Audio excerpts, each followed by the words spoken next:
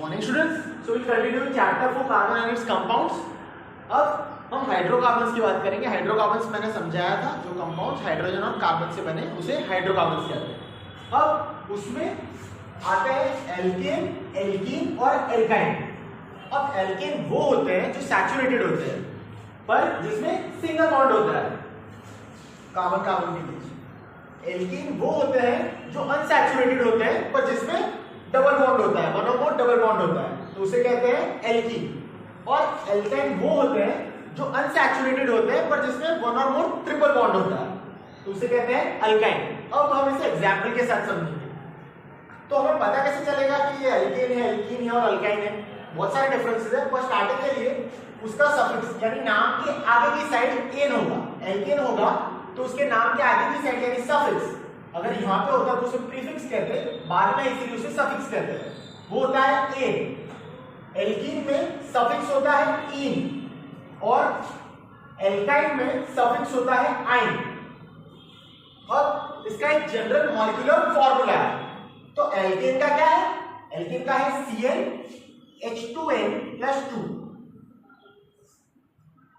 Alkene का CnH2n और alkyne का CnH2n-2।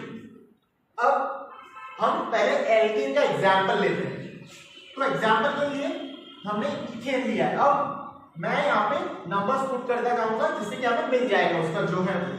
तो यहाँ पे C2H2, यहाँ पे N2 है +2, ये फॉर्मूला के हिसाब से। तो इथेन का फॉर्मूला बना C2H6। अब इथेन का स्ट्रक्चर क्या होगा? तो इथेन में 2 कार्बन है, 2 कार्बन और 6 हाइड्रोजन है। तो वैलेंसी फुलफिल करने के लिए H H H H H और H यानी 6 हो गए। तो टोटल ये स्ट्रक्चर बना C2H6। तो ये है इथेन। अब एल्कीन का देखते हैं। तो एल्कीन में CnH2 उसका फॉर्मूला है, तो C2H2 और यहाँ पे N की जगह 2 है। अब इसका जो फॉर्मूला बना एग्जाम्पल वो है H2C double bond CH2।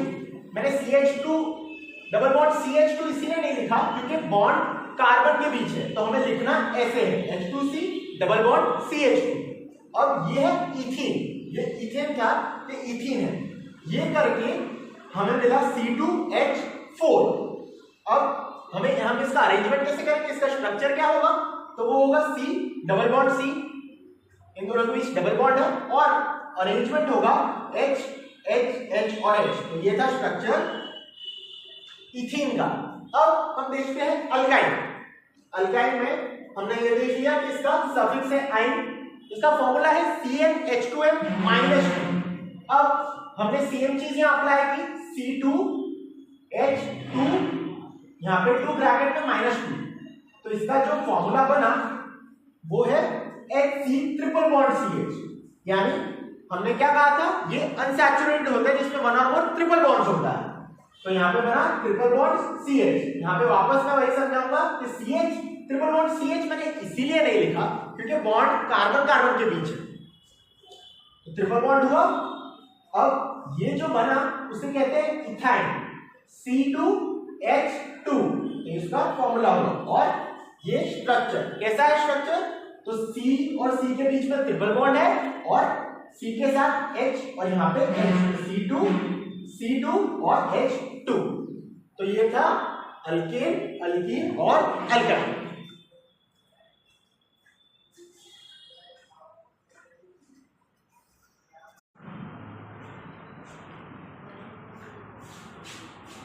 Now we see nomenclature of organic compounds. So in first column there is class of compounds.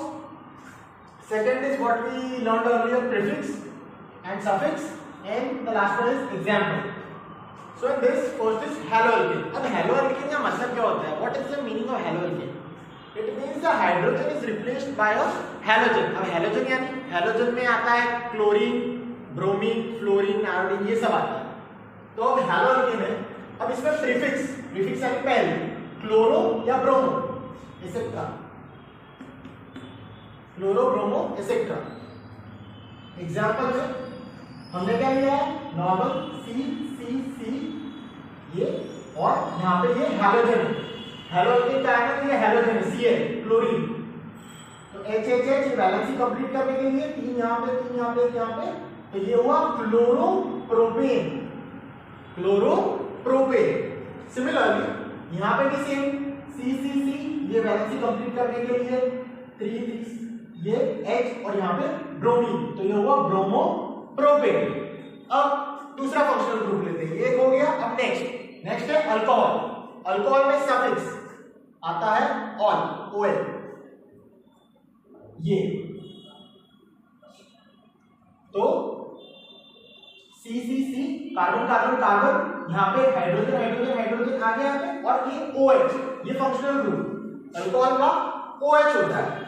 जैसे यहाँ पे हमने ये Cl और Br डाला ना हेलोजन, वैसे अल्कोहल का OH होता है। तो यहाँ पे सैटिस्फाई हो गई वैलेंसी, कंप्लीट हो गया ऑक्टेट, और इसे कहेंगे प्रोपेनॉल। प्रोपेन था और ये OL अल्कोहल की वजह से, यहाँ पे OL आता है, यहाँ पे एन आता है इसीलिए एन, और यहाँ पे OL आता है इसीलिए अल्कोहल यानी propanol.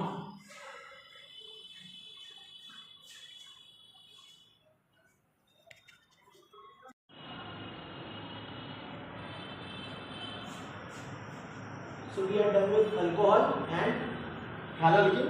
Now we will continue with that is class of compounds aldehyde. So in this nomenclature, aldehyde, ketone, carboxylic acid, alkenes and alkynes. So first is aldehyde. So इसमें prefix इसमें suffix a लगेगा, यानी नाम के पीछे compound के नाम के पीछे लगेगा a। हमने प्रोपेन से शुरू किया था, started with propane. Example is 3 carbon chain.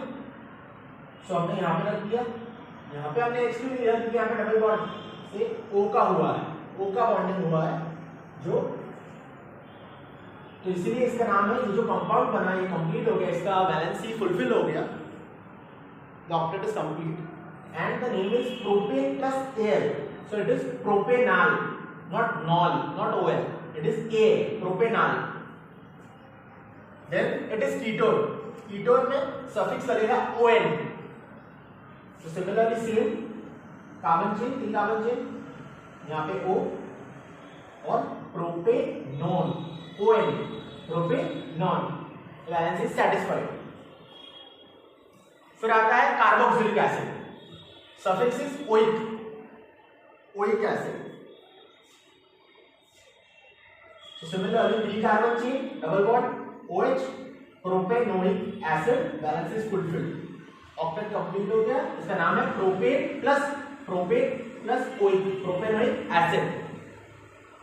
फिर आता है एल्कीन्स, एल्कीन्स और एल्काइन्स। एल्कीन्स में सफिक्स होगा EN, बाद में रहेगा EN, प्रोपीन, प्रोपेन का EN लग गया, प्रोपीन हो गया, double bond, 3 carbon chain, double bond C के साथ, अनसैचुरेटेड।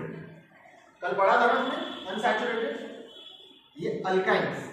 अब यहाँ पे सफिक्स वाइन, आइन, तो प्रोपेन का हो जाएगा प्रोपाइन, और यहाँ पे ट्रिपल बॉन्ड, तो अनसैचुरेटेड है और यहाँ पे डबल बॉन्ड है, यहाँ पे ट्रिपल बॉन्ड है। तो ये थे नोमेनक्लेचर ऑफ ऑर्गेनिक कंपाउंड्स।